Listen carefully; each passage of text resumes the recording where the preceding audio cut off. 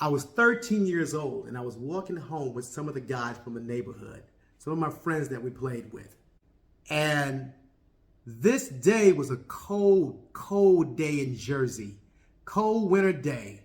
And instead of walking home the way we normally walk home, we looked down to the right and there was this brook. We see it all the time. And whenever I read books by Mark Twain, I could always see them traveling down this particular brook because it was a decent size and width, and I can see it has some nice depth to it as well. But today it was completely frozen over. So being the rascal boys that we are, we grab a chunk of ice and we head down there, we throw it down, it doesn't even crack. We jump on this thing and we're kicking this thing all the way up our route home. We're having the time of our lives.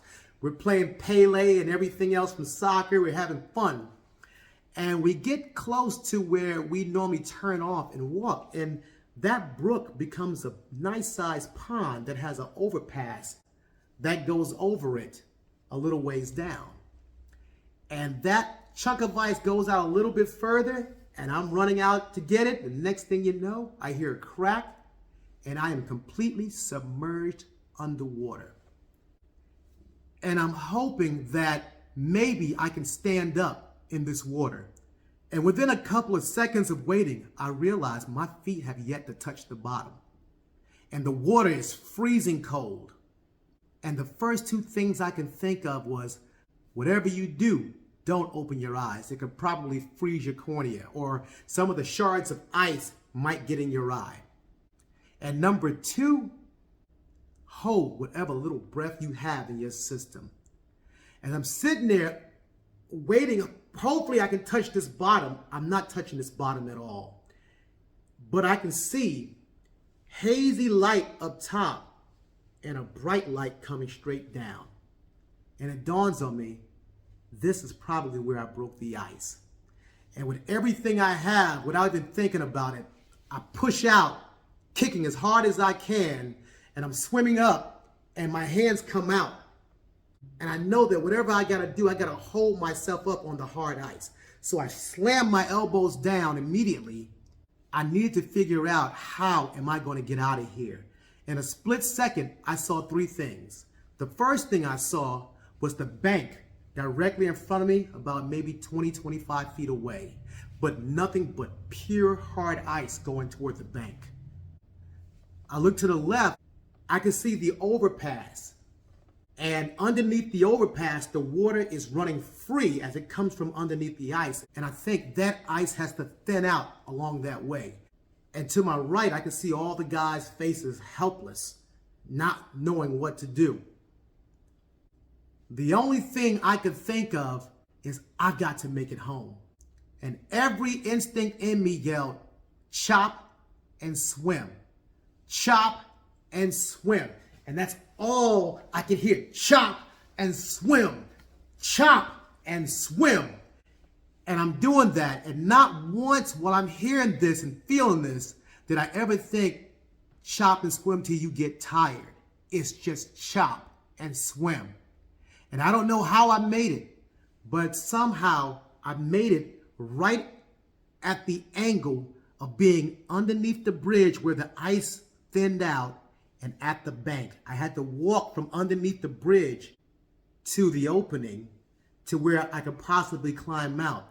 But as I'm walking out, everything in my body hurts. I'm freezing cold. It feels like 1,000 needles are sticking me everywhere, and all I can feel is shivering and cold. Everything hurts. And I realized my fingers weren't moving. I couldn't feel my fingers. And I could not feel my toes. And it dawned on me, take off your coat and maybe you'll warm up faster because it's probably soaking wet. And I looked for my coat and realized the winter coat I was wearing was gone. And I looked out in the water, where's my winter coat? And I didn't see it. And then it dawned on me, where's the backpack I have on both shoulders? And I looked out in the water and I couldn't see my backpack nor my coat. That body of water ate my backpack and my coat. They were nowhere to be found. How did it even get off my body? I have no idea. And the next thought is my parents are going to kill me. So I'm standing out there looking for my backpack, looking for my winter coat for a couple of minutes, 3 minutes. And I'm sitting there and everything hurts. I'm getting lightheaded. And all my friends are at the top of the banks yelling, "Get out of there. You almost died, man." And I can't find my coat. Do you see my coat? Do you see my backpack? We don't see it, but you got to go home, man. It's too cold. You're soaking wet. You got to get out of here. And I'm looking. It had to be about a good 4 or 5 minutes. I'm sitting there and everything hurts. And I'm going back in. I'm not going home without my backpack or my coat. My parents would have to replace all of that. But it's not there. So I give up looking for that because I'm getting lightheaded. And I get to that bank and I call myself starting to climb and I realize I'm having trouble climbing. My body's not responding. My fingers are so cold, I can't feel them and they're not moving. I can't dig my toes in because I don't know if they're still there. They're frozen. I don't feel anything. Somehow, some way, I had to find a way up. And I know my friends had their hands down there trying to grab me, but I don't remember how I got up. But I made it to that bank. I had to get home. And I started to take a step after I got there, and my feet hurt so bad. And the neighborhood guys are saying, "Hey, kid, we got to get you home. We got to get you home." And I'm thinking, y'all not taking me anywhere. I already know that I got to hear about this for the next 2 or 3 weeks. And the last thing you're going to talk about is me blacking out or falling, and y'all had to carry me home. We're not adding more to that. So I tell them, no, I'm going home by myself and I can make it. And every step I took hurt so bad, I didn't think I could take another step. I couldn't feel my toes and I couldn't feel my fingers. But I know I had to get to that house. Every step I felt electricity shoot through my body and everything hurt. I'm close to blacking out. But I make it to the door. And then I realize the key is in my pocket. And my mother's car is not in the driveway. She's not home yet. And I had to get this key out of my pocket, and I couldn't feel my fingers. I couldn't close my fingers. I couldn't feel anything but with the top of my palm. And I'm in my pocket trying to get this key out because I know things are getting dark and I need to get inside this house. And I feel like I'm going to fall out right here on this doorstep. And I'm getting this, I'm trying, and somehow, some way, that key came out. And I remember trying to get it, hold it, and get it in the lock. And it dropped 3, 4, 5, 6 times. And I had to figure out how to get it off the steps and get it back in my hand and try to unlock this lock. How the key got in the lock, I can't remember.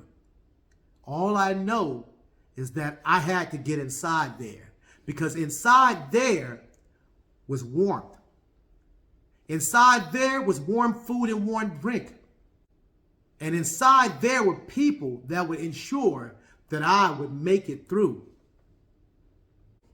So as I think back on that story, I think about doubts. Did I ever have a doubt that I couldn't break the ice and get to the bank? Yes, for a split second. But how bad did I want it? How bad did I need to get home? Why? I needed to get home. So all I knew to do was chop and swim. How I got to that bank, I don't remember. But chop and swim was the name of the game. How did I make it to the top of the bank? I don't know. And everything hurt and I couldn't climb it. But somehow, some way, climbing, I made it to the top of that bank. And I was unsure that I could make it home because I was getting dizzy. I was getting ready to black out. And everything hurt every time I moved an inch. And I had a good distance to go. Did I have doubts I would make it? Yeah, I had doubts. I was wondering, what if I black out here? What if I just fall out right down the street and freeze over? But all for a split second. You've got to make it to that house. When I got to that house, figuring out how to get the key out of my pocket and into that lock. Did I have doubts? Oh yeah, I was out there for minutes trying to figure out how to get this key out of my pocket. And somehow, some way, when it got out of my pocket, I can't remember how, it took a while to get this key in the lock. I don't remember how it got in the lock. I don't remember how I got inside. I just remember the door closing. So the question for myself and the question for yourself is, when you want something in life, how bad do you want it? Because doubt will kick in. You don't know how you're going to do it, but you do know that you have to start some form of action toward it. How badly do you want your life to change? How bad do you want your financial situation to change? How bad do you want to take on a happy personality? How bad do you want it? Do you want it bad enough to take action? Because that's what it requires. You do your part. How it happens is up to God. But you have to let go of doubts and keep working toward your goal. How bad do you want it?